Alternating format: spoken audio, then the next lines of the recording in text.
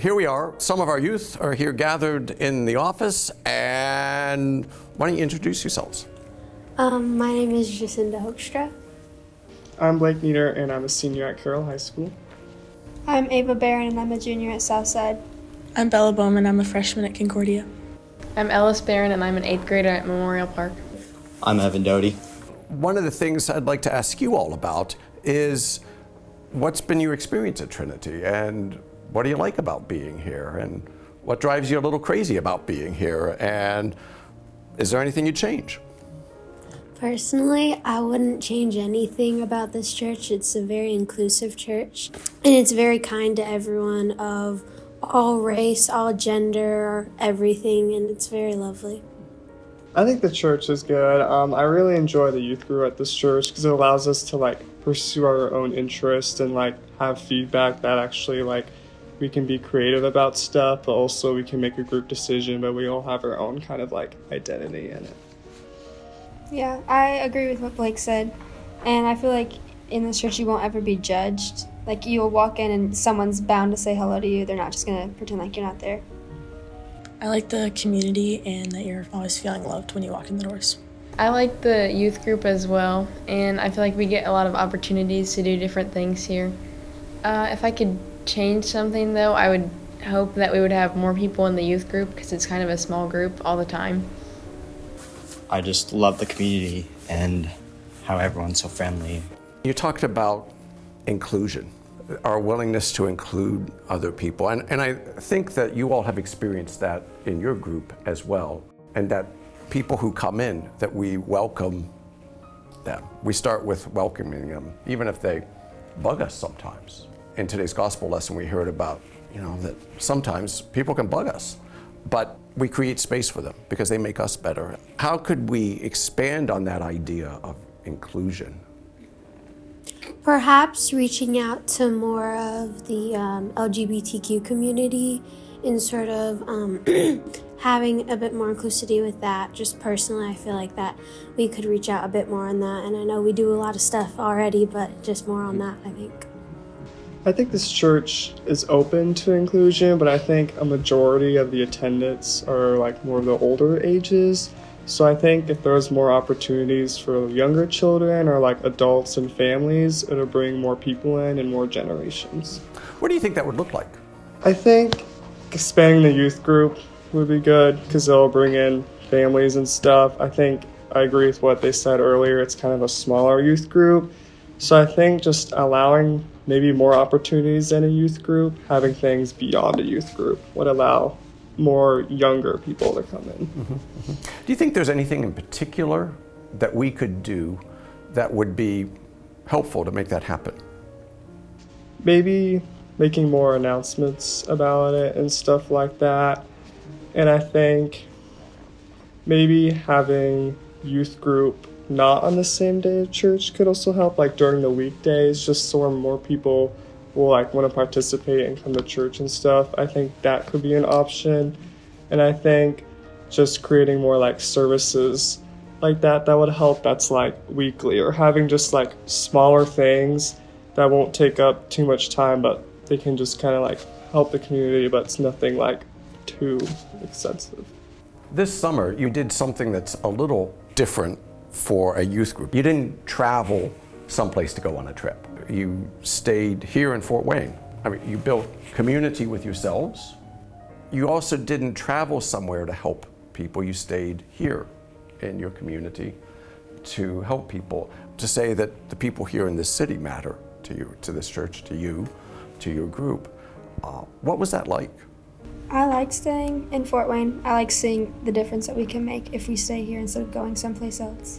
And then I feel like everyone else in the church can see what we've done. Mm-hmm. It's more comfortable being in Fort Wayne for everyone, and there's just more opportunities since we already know the area. You can easily see what kind of things we're going to be doing, and it's not a worry for parents about traveling and stuff. I think it's great because we can see the long-term effect we have. Rather, if we would have traveled, we wouldn't get to see that long-term effect firsthand.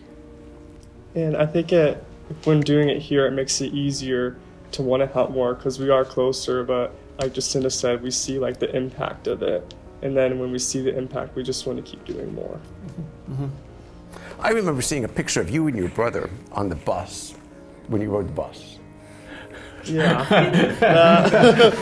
We were like in the front of the bus ride, figuring out how to do the bus and all that and get around. Was that the first time you ever rode the bus here in Fort Wayne? It was fun, and it allowed us to like go to different places that we've never been because we don't have never ridden the public bus like that. So it just allowed us to see another side of this city we might not be able to see. For some people, it's an everyday thing that they've gotten so used to it. That's the way they travel. And then for us, it was our first time, which is kind of a little humbling to realize that a lot of other people use it. Yeah, sometimes they don't, here in Fort Wayne, the bus doesn't always go everywhere that people need it to go, so that you have to work sometimes hard to get from one place to the other if you ride the bus. Yeah. Did you talk to anybody new?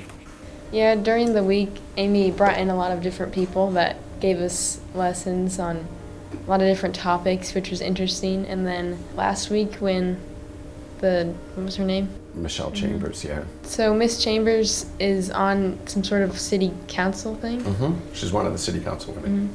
She was one of the first African American women to be on that council, and she had a lot of setbacks with different people, but she knew to work hard and she knew to stay connected with her faith, which that helped her a lot. And I didn't really think about a lot of stuff like that before, but I think it was a really good idea to bring her in, and she was great at public speaking and everything. Yeah. When during the week we went to interview people at the nursing home, somebody interviewed the first person that ran the gay bar here, and I thought that was a new person. It was really cool to be able to meet someone. Interesting. This is going to go to the whole congregation. What would you want to say to them? You know, if you had a chance to say anything to the people of Trinity, what would you want to say to them? Everyone's welcome. And like any families in that, however young or old you are. The way we're headed is very good, and it's looking bright for our future as Trinity as a whole church. I think it's important to be inclusive because you get different points of view and you can hear from different people, and it can maybe give you a thought that you've never thought about before, or make you think of something different, a different view, and it just helps you see the whole world as a whole and not just one perspective or one way. I think it's also to be inclusive is important because some people may think that they aren't good enough or can't reach God, or maybe some like traditional ways that Christianity has been viewed, it limits people who are welcomed or doesn't like accept them. So I think just letting people know that like Jesus loves them is just as simple as that, and everyone's included, and you can't let your past define your future. A lot of people have like predetermined opinions on what Christians believe. It's almost prejudice about how people view Christians. They think that we're all homophobic and stuff in that area, but it's important to show that a lot of churches nowadays are not like that at all. Yeah, and like if people have had like bad church experiences in their past, like this church welcomes everyone. Yeah, you know, I think what you were saying, all of you were saying, is that it can be a struggle sometimes for people to show up in a place like this. It can be hard. I mean, it can be hard for all of us on occasion, for a variety of reasons. But that sense of, if you come here to meet God. And God hopes that we can be the voice and the hands and the face that welcomes God's people into the space to meet up with God. God does the rest. If our congregation's more of like older people, they want to pass the generations. They want new generations to experience the same things that they did and keep going on and improving and all that and stuff.